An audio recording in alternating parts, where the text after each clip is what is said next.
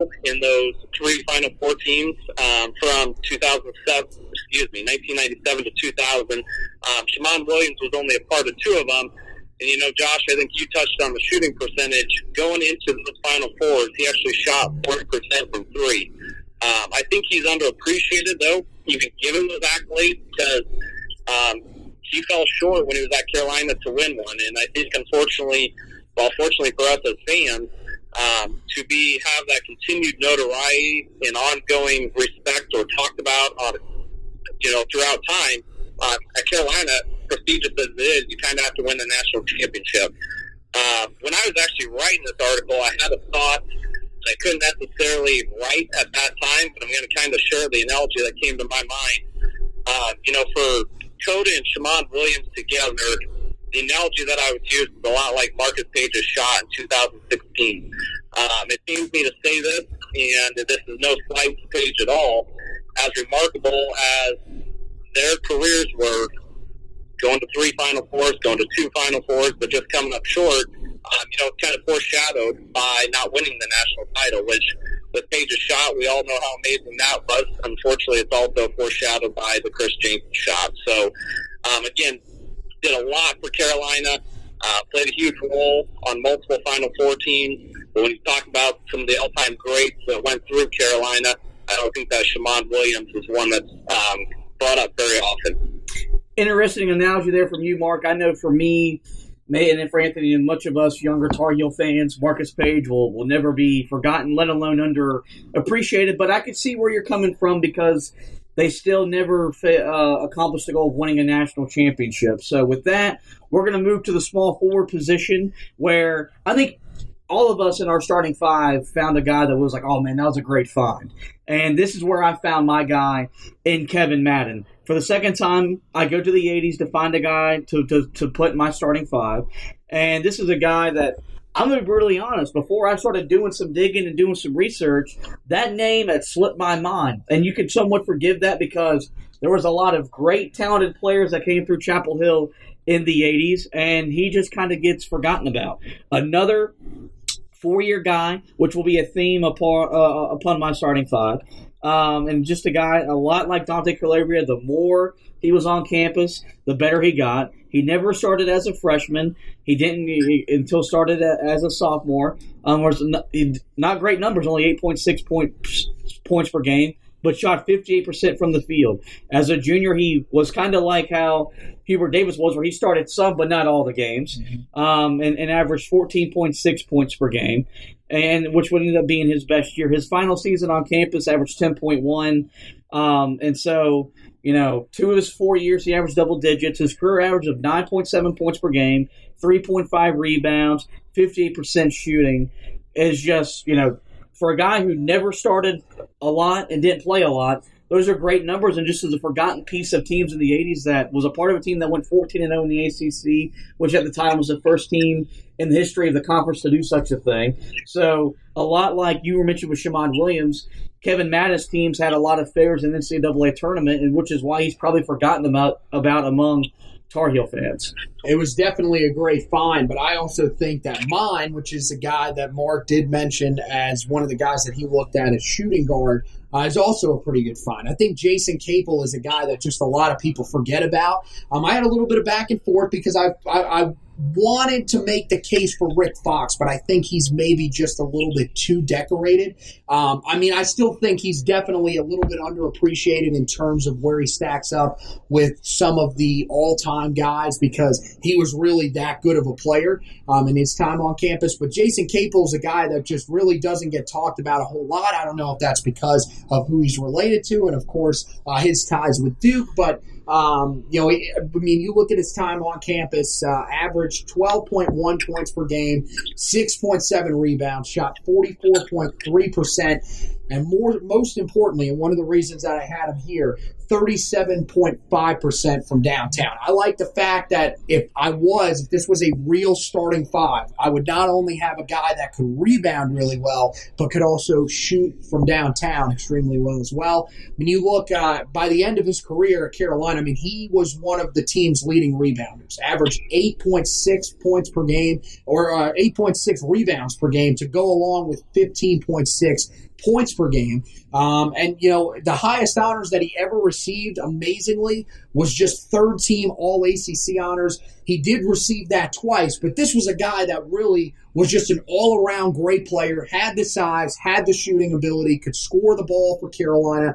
And I feel like he would definitely be one of those ones that, you know, just doesn't really appear on a lot of lists, but definitely deserves some respect for just how successful he was, and really probably sort of inventing, being one of the guys that sort of invented the stretch forward position that we now have, that has led to guys like Luke May having so much success in Carolina.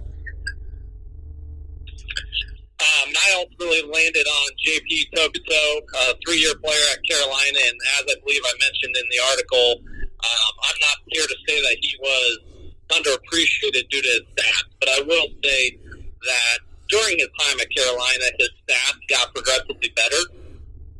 He reminds me a little bit of his abilities to play a little bit like Theo Pinson. You know, I would have loved to see him stay around for his remaining years to see what he would have developed into as a senior. You know, obviously the shot could have used some work, but I landed at him because of all the intangibles that he does. You know, I truly think that he was one of the best dunkers in all of college basketball in the time that he was at Carolina. I think he was far and away the most athletic player Carolina has had, probably all the way back to Vince Carter. I think some of the plays that he was able to make on defense, high-flying dunks, you name it, he did it. Those triggered a lot of runs. And as we all know as Carolina fans, they kind of feast and famine by those runs. And I don't think that he necessarily always got the credit for sparking the runs that he did. I believe his sophomore year, he was a all-ACC defensive team. You know, he had obviously great athleticism, good size. And I think, you know, he was going into his senior year, he would have been competing with Justin Jackson and Theo Pinson at that time for playing time. So I think had he stuck around and maybe developed a shot similar to what Theo got, I think they had the same capabilities. But I think that he would have been a player, ended up very similar to how Theo ended up. And not to mention his lockdown defense. I think he could defend 1 through 4 against anybody in the ACC. So he just brought a lot of versatility and, again, athleticism. Yeah, Mark. We're not gonna sugarcoat it. Some people on the Facebook page wanted to know how he landed there. I'll defend you in this regard. I think if you would have put J.P. Tokuto around a more talented roster where he wouldn't have been asked to do so much, maybe he would have been a much better player stat-wise. But I definitely see where you're coming from with the athleticism, the intangibles, the little things he was able to do that made those Carolina teams at least somewhat more competitive than they really were, because when he was on campus, Carolina wasn't really a threat in the ACC or nationally. But the other reason why the argument, I think a lot of people might take issue with it, is he was a highly rated recruit as well. He was expected to be a guy that was supposed to come in and play a little bit of a bigger role, and it just never really happened. So I think that's probably where people are coming from. But I mean, yeah, he's still a guy that I think played his role well, was a good defensive player, and you know, look, I mean, you made the argument for him. That's all that we could ask you to do. I mean, that's, you know, I mean, it's good. It's definitely, if I remember back, right. It would have been his junior year. I think Carolina got beat by Wisconsin in the Sweet 16. Right. And I think we were down by a sizable amount, and he was hard to run, played a key role, and I think that's when they had Kaminsky and Decker. They kind of had that loaded team that I believe ended up in the Final Four. So, yeah, and the other thing you mentioned, well, he's from Wisconsin, and the reason that Roy Williams ended up recruiting Marcus Page was because Tokuto specifically told him about Page. So if we all need another reason to cut Tokuto a little bit of grace, certainly can be because I think a large part of why Page ended up being the Tar Heel, which, to clarify from my analogy earlier, I absolutely love Marcus Page, and that analogy was no slight to him at all. It's just unfortunate that some things were overshadowed, but Tokuto also played a large role in Page ultimately landing in Chapel Hill. Huh? I think that's the best point he brought up. Yeah, right. I mean, there you go. That's what you had to say, man. Oh, man. But hey, you know, I told you have to make the argument. You made your argument, and it's all good in the hood, brother. We'll move on to the power forward position. Move on. There we go. My God. And this is where I found my only Roy Williams era coached player, and I got Isaiah Hicks, and another 4-year guy that over the course of his career got better and better from a 1.2 average as a freshman to 11.8 average as a senior. He was a guy that progressively improved in every area of his game. His best season, you could probably make the argument, was his junior year where he was the sixth man of the ACC, came off the bench and shot 61% from the floor, averaged 8.9 points, 4.6 rebounds, and did it all, as I said, coming off the bench. His senior year was one of trying, where he battled injury, he battled consistency. Kennedy Meeks kind of overshadowed him because he became the more go-to big to run the offense through. But I remember going through it when we were going through the tournament run, and Anthony can vouch for me because we watched all the games together, that I knew at some point we were going to need Isaiah Hicks to make a play. And whenever he made the play, it was going to help Carolina win a game, and from they were going to have to, you got to win to stay alive. It just so happened that play was in the national title game with roughly 30 seconds to go, where he hit a driving layup to make it a 1-point game, a 3-point game, and we know the history from there. And I think that just kind of was a good way to cap off his career. It wasn't always pretty, but he could make you the plays that you needed him to make. You never questioned his heart. You never questioned his desire. You knew he had the ability. He's gone on to have a very good career in the G League. Hopefully one day I'll get him into the NBA. And was just, a guy that the more his role grew, the better he became, and it was good to see him put down a banner and be a national champion. He was definitely one of the guys that I considered, as well as Ed Davis. I think that's another name that just a lot of people don't give a lot of credit to, because he was only on campus for 2 years, but was definitely a very impactful part of what Carolina did in his time on campus.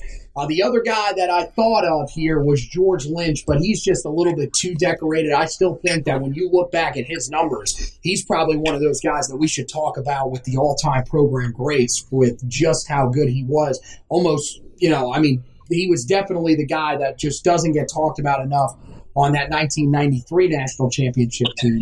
But I ultimately went with Jawad Williams. I think, Jawad wasn't the greatest rebounder, but I think I kind of took care of that with having my small forward be a guy that just eats on the glass in Jason Capel.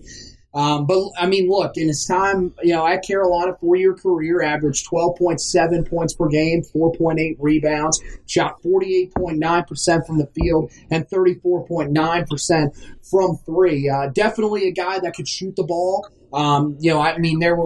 His numbers really weren't as strong as some of the other guys that were in consideration, but I definitely feel like he's another guy where, he had the size where he could play inside if he needed to, but he was also a guy that could step out and knock down those shots for you. And I like that ability in my team, and that's why ultimately I went with Jawad Williams. He was a double-digit points per game and 45% shooter from the field for most of his career. And even with that, was only selected to an all-conference team just one time in his time on campus. So ultimately, I think he's just a little bit didn't get quite the respect that maybe he deserved in his time on campus. So that's why he's my pick here.